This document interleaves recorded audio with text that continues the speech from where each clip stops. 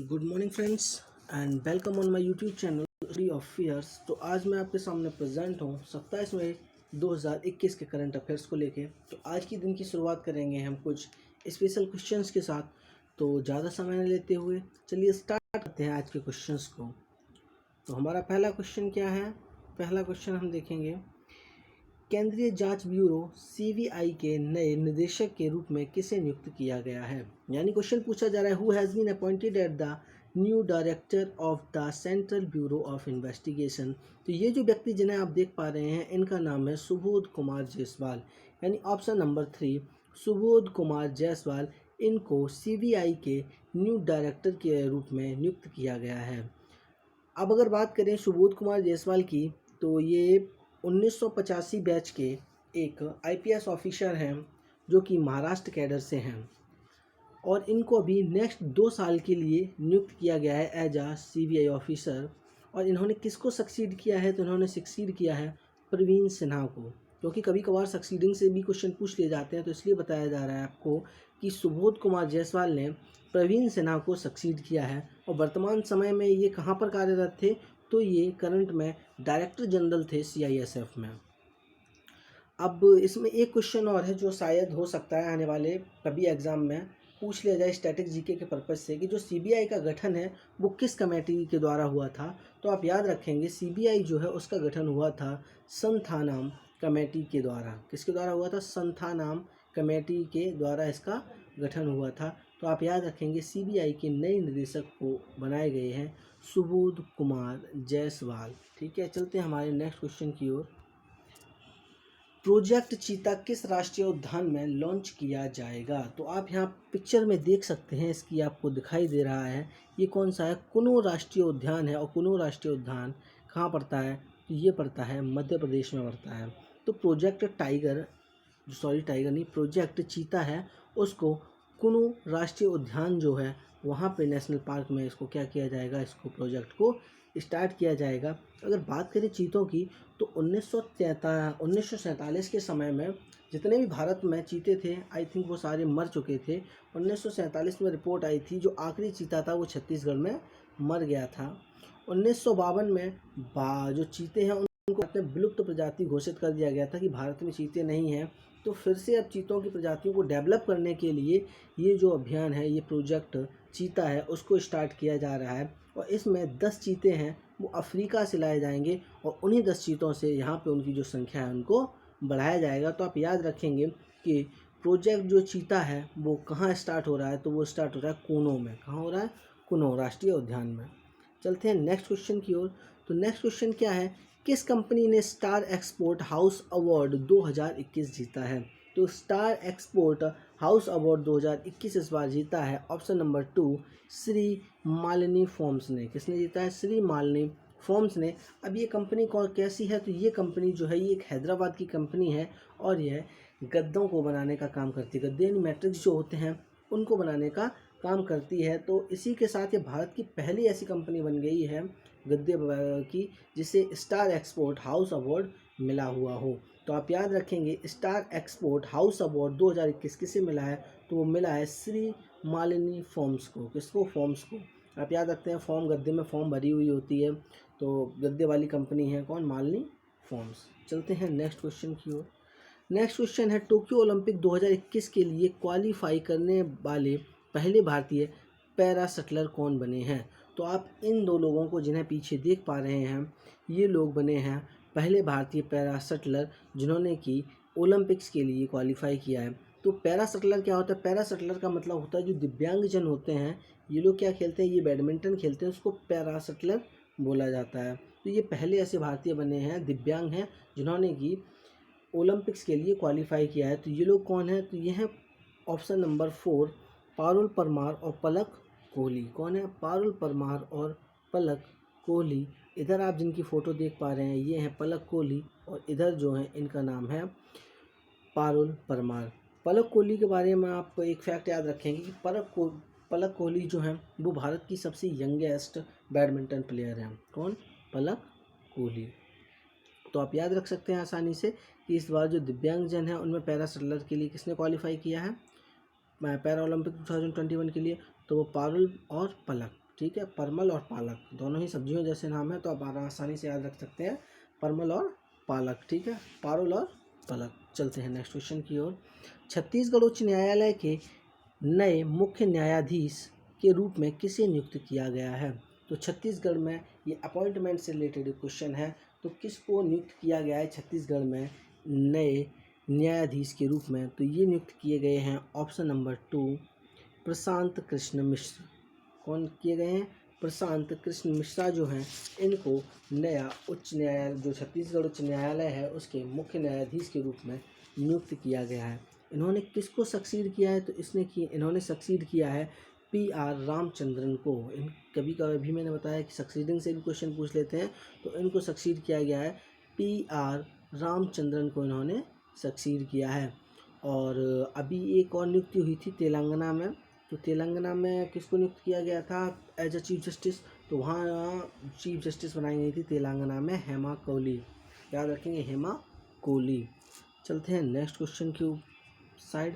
किस राज्य सरकार ने लक्ष्मी भंडार परियोजना शुरू की है? तो पीछे की फोटो देख के आप आसानी से समझ गए होंगे कि जगदीप धनखड़ जी को ममता जी क्या दिखा रही हैं, उंगली दिखा रही हैं, तो इसका आंसर है पश्चिम बंगाल। कौन सा है? पश्चिम बंगाल ने लक्ष्मी भंडार परियोजना स्टार्ट की है। अब बेसिकली इस परियोजना में है क्या? तो इस परियोजना में जो बनर्जी सरकार है, ये जो बिलो पॉवर्टी लाइन वाली लेडीज़ हैं उनको मंथली 500 रुपीज़ देने का इसमें स्कीम लेके आए हैं। अब इसमें क्या है कि जो जनरल महिलाएं हैं और घर का खर्चा चलाती हैं अगर, तो उनको हर महीने 500 रुपये की वित्तीय सहायता जो है वो सरकार के द्वारा दी जाएगी। वहीं अगर SC और ST वर्ग की कोई महिला है तो उनको 1000 रुपये प्रति माह के हिसाब से उनको जो राशि है वो सरकार के द्वारा प्रोवाइड कराई जाएगी। आप फोटो में देख ही पा रहे हैं कि पश्चिम बंगाल की ये कौन है? CM है। ये कौन है? ये गवर्नर है। दोबारा से फिर से इन्होंने सरकार बनाई है पश्चिम बंगाल में, किसने? ममता बनर्जी ने। और ममता बनर्जी इस बार कितनी सीटों के साथ आई हैं? तो इस बार आई हैं 213 सीट के साथ। इस साल उन्होंने क्या बनाई है? अपनी सरकार बनाई है। और इनसे रिलेटेड एक क्वेश्चन अभी मैंने कुछ दिन पढ़ाया था कि इन्हीं की सरकार ने क्या किया है, विधान परिषद लाने के लिए संसद में क्या डाली है? अपील डाली है। संसद का उस पर जो फैसला है वो आना बाकी है कि यहाँ विधान परिषद लागू की जाएगी या फिर नहीं की जाएगी, तो हम आने वाले समय में देखेंगे। तो पश्चिम बंगाल में ममता बनर्जी की सरकार है, जिनकी पार्टी का नाम है तृणमूल कांग्रेस। यहाँ पे गवर्नर है जगदीप धनखड़। छत्तीसगढ़ की अगर हम बात करें तो छत्तीसगढ़ में भूपेश बघेल की सरकार है और यहाँ पे गवर्नर है अनुसुईया उइके। तेलंगाना की अगर बात करें तो तेलंगाना में गवर्नर हैं तमिसली सुंदराजन।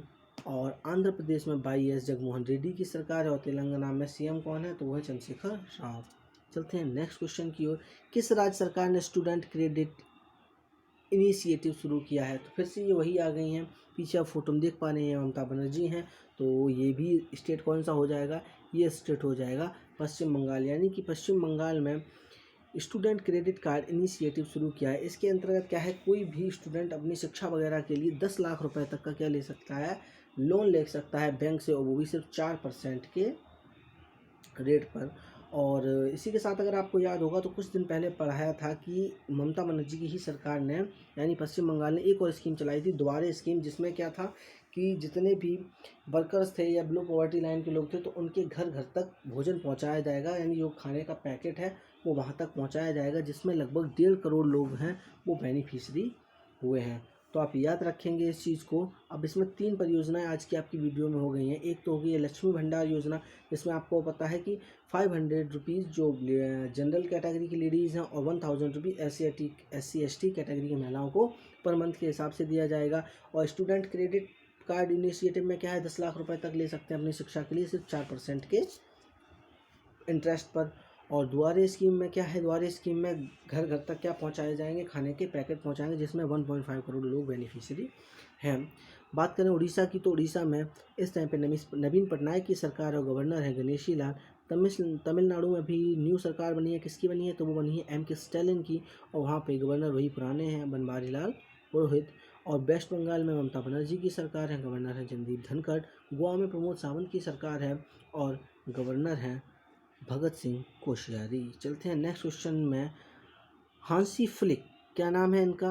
हैंसी फ्लिक को किस टीम का नया फुटबॉल कोच नियुक्त किया गया है? Hansi Flick has been appointed as the new football coach of which team? तो इनको नियुक्त किया गया है, इसमें हाईलाइट नहीं किया, जर्मनी का। किसके नियुक्त किए गए हैं? तो ये जर्मनी के न्यू फुटबॉल कोच के रूप में नियुक्त किया गया है। इनको अभी सिर्फ अपॉइंट किया गया है, अभी इन्होंने चार्ज नहीं लिया है, क्योंकि फुटबॉलर जो टीम के वहाँ के कोच हैं जिनका नाम क्या है, जोकिम ल्यू, क्या नाम है, जर्मनी के जो फुटबॉलर कोच हैं उनका नाम है जोकिम ल्यू। और उनका ये कहना है कि जब तक यूरो कप 2020 नहीं होता है तब तक वही रहेंगे उस पोस्ट पे, लेकिन जैसे ही वो रिटायरमेंट घोषित करते हैं उसके बाद कौन ले लेगा उनकी जगह, तो हैंसी फ्लिक जो हैं वो उनकी जगह ले लेंगे। तो अभी ये डिसाइड हो चुका है कि उनके रिटायरमेंट के बाद हैंसी फ्लिक जो हैं वही जर्मनी के न्यू फुटबॉलर कोच बन के सामने आएंगे। तो अगर जर्मनी की बात करें तो जर्मनी में इस टाइम पे पीएम कौन है या चांसलर, तो उनका नाम है एंजेला मार्केल। जर्मनी की कैपिटल क्या है, बर्लिन है। इटली की कैपिटल रोम है। फ्रांस की कैपिटल पेरिस और पुर्तगाल की कैपिटल लिस्बन है। चलते हैं नेक्स्ट क्वेश्चन की ओर। तो किस भारतीय को ऑक्सफोर्ड यूनिवर्सिटी स्टूडेंट यूनियन का अध्यक्ष चुना गया है? तो ये कौन भारतीय हैं जिनको ऑक्सफोर्ड यूनिवर्सिटी स्टूडेंट यूनियन का अध्यक्ष चुना गया है? तो ये हैं अनवी भूटानी। ऑप्शन नंबर 3 अनवी भूटानी। देखने में भी भूत जैसी लग रही हैं, तो भूतनी भूटानी, यानी कि ऑक्सफोर्ड में एक भूतनी का साया हो गया है। तो ऑक्सफोर्ड में किसको बनाया गया है यूनिवर्सिटी स्टूडेंट यूनियन का अध्यक्ष? तो वो चुने गई हैं प्रेसिडेंट अनवी भूटानी। ठीक है, चलते हैं नेक्स्ट क्वेश्चन की ओर। किस राज्य सरकार ने अंकुर योजना शुरू की है? तो ये अंकुर योजना शुरू करने वाली सरकार कौन सी है? तो ये है मध्य प्रदेश सरकार, क्योंकि पीछे आप शिवराज सिंह चौहान और आनंदीबेन पटेल को साफ साफ देख सकते हैं। तो आनंदीबेन पटेल जब शिवराज सिंह चौहान के साथ हों तो समझ लीजिए हम मध्य प्रदेश की बात कर रहे हैं सॉरी, और जब योगी आदित्यनाथ के साथ हों तो समझ लीजिए हम उत्तर प्रदेश की बात कर रहे हैं। तो अभी फिलहाल ये किसके साथ हैं? तो अभी ये फिलहाल दिख रही है हमें शिवराज सिंह चौहान के साथ। इट मीन्स हम मध्य प्रदेश की बात कर रहे हैं। बात करें अंकुर परियोजना की, अंकुर परियोजना क्या है? तो अंकुर परियोजना में अभी जो मानसून आने वाला है तो उसमें लोगों को क्या लगाने, प्लांट्स लगाने हैं, और उन प्लांट्स को लगाते टाइम जिसका प्रदर्शन अच्छा रहेगा, जिसने ज़्यादा से ज़्यादा प्लांट वगैरह लगाए होंगे, जिसके ज़्यादा प्लांट ग्रो कर रहे होंगे और जिसके प्लांट सही सलामत ज़्यादा टाइम तक रहेंगे और कम्प्लीटली ग्रोथ लेवल पे आ जाएंगे, तो उन लोगों को विशेष पुरस्कार कुछ दिया जाएगा। तो इसी योजना का नाम रखा गया है अंकुर योजना। तो वैसे भी सबसे ज़्यादा वन कहाँ पे हैं? तो वो मध्य प्रदेश में है, इसीलिए उसको सोया हुआ प्रदेश भी बोला जाता है मध्य प्रदेश को।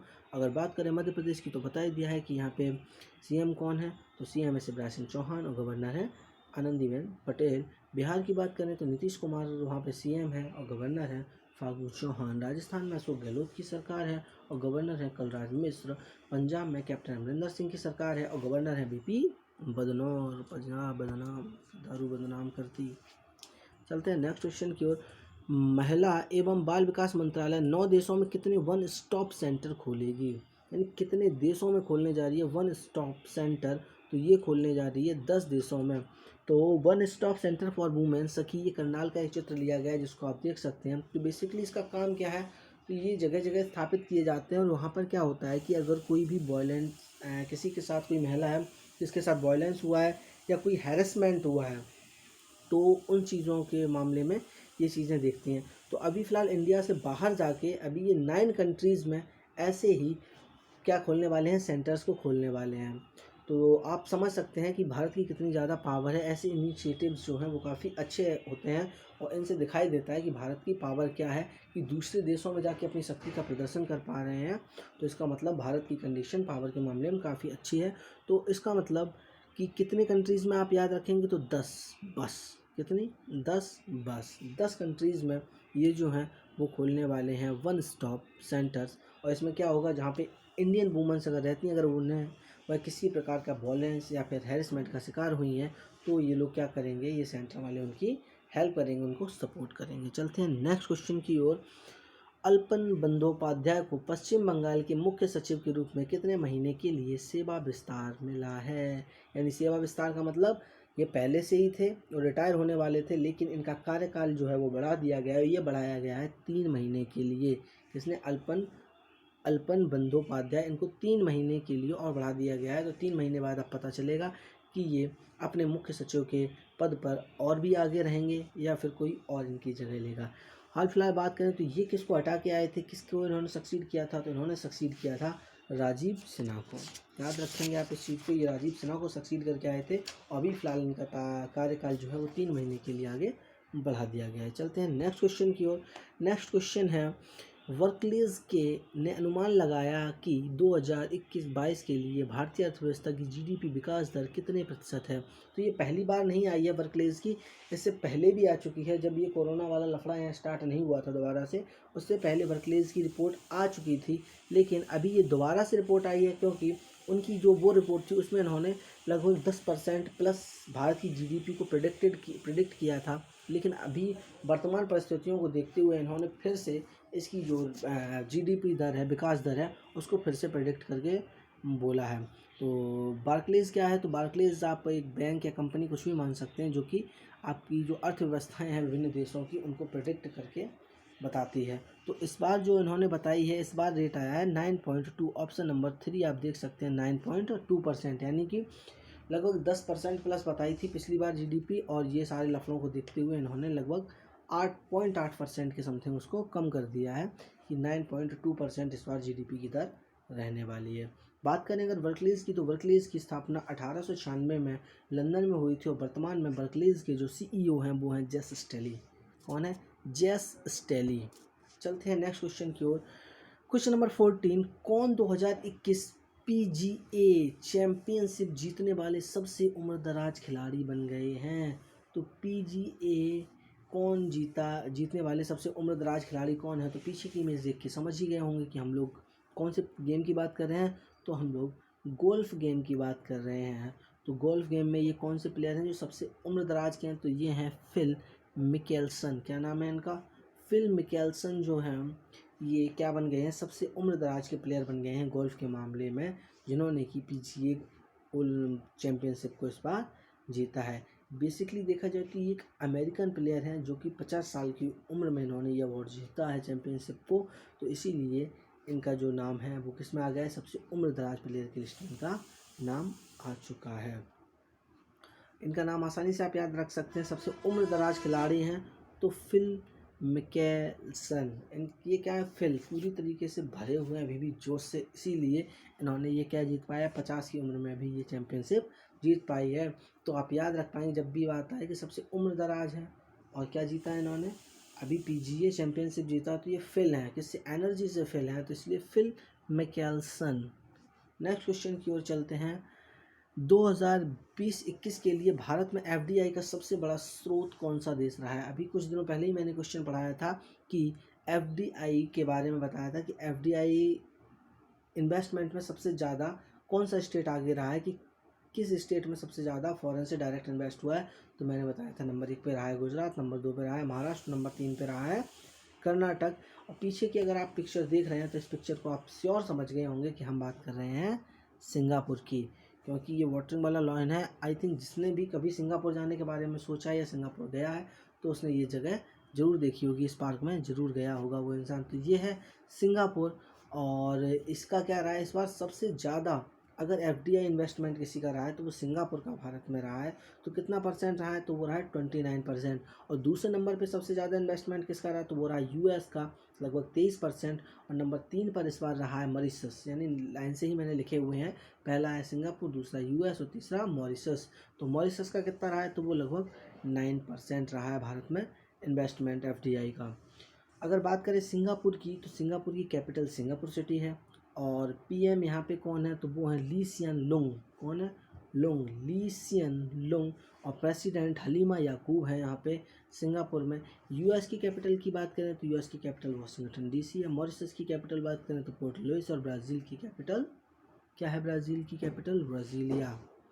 चलते हैं नेक्स्ट क्वेश्चन की ओर, लेकिन नेक्स्ट क्वेश्चन हमारे पास नहीं है, तो यहाँ हमारे पास इतने ही क्वेश्चन है। आई होप आपको जितने भी क्वेश्चंस हैं सारे क्वेश्चंस क्लियर होंगे। अगर फर्दर आपको कोई भी डाउट है तो आप कमेंट सेक्शन में पूछ सकते हैं।